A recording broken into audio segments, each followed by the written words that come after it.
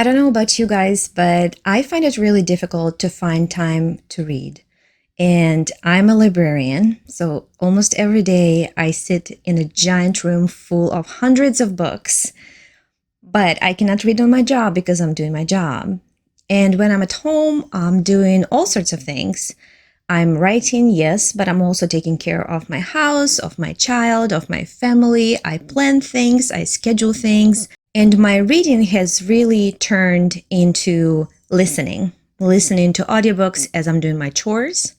And it's mostly nonfiction books because I find it difficult to follow a fictional plot by listening. I can definitely listen to self-help books. I can listen to podcasts. I can listen to YouTube videos, but I cannot really listen to fiction books. I've tried to listen to TJ Klune's book, House in the Cerulean Sea, 3 times. And 3 times I let my library loan expire because I just couldn't get into it. I love the book, but it's really difficult for me to listen to it. And so what I really want to do is I want to go back to the way I used to read as a hobby when I was a child. When I was a child, reading was not a chore. I did not have to find time for it. I did not have to carve out a teeny tiny slice of the day to read. What I did instead, I read all the time. That was my main source of entertainment. I watched TV too, but I read a lot. And it was simple. And of course, being a child, you think, oh, well, school is so difficult and I have to do my homework, blah, blah, blah. But the fact is that when you're a child, when you're a teenager, you have the most freedom you will ever have in your life. Because when you become an adult, your life just gets full of responsibilities and it's just really, really difficult to find time.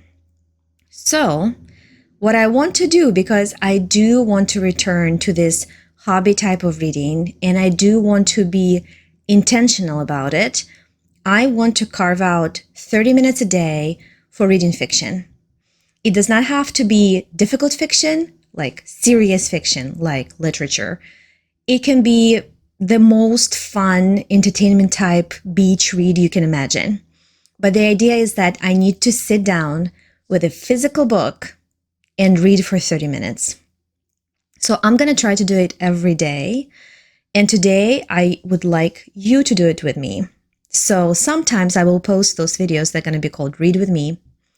And the idea is just like clean with me videos. I don't know if you guys ever watch those. I do.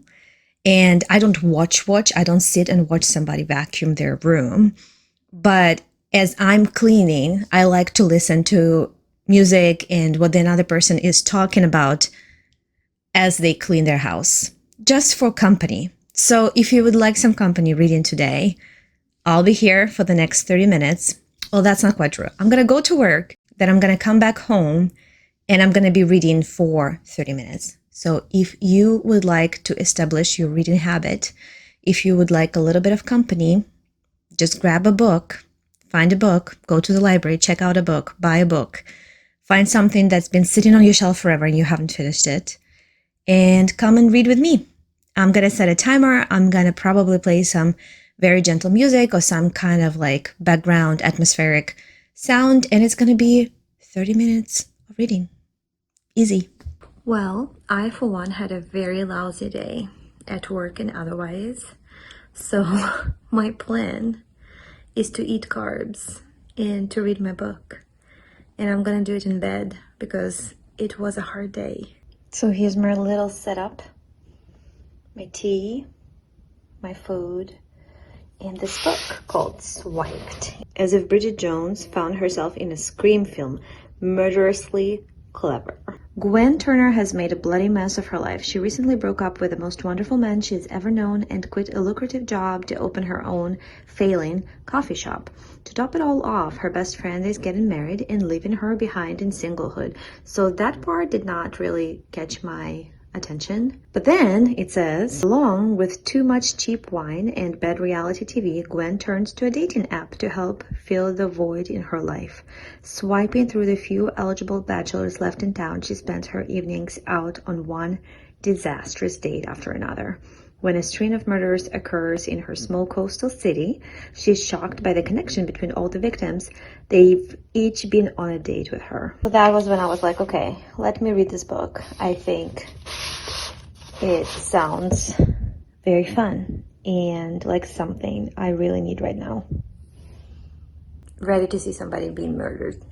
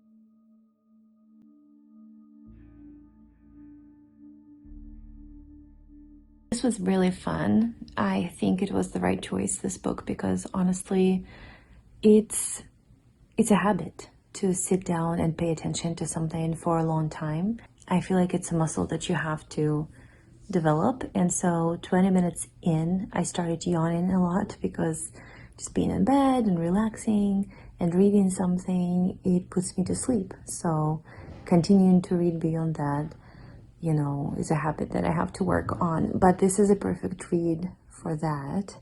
It's pretty well written. I don't know, like if it comes to simple romance or something like that, I usually find it cheesy and I can't really get invested. But in this one, it has this like chick lit kind of vibe.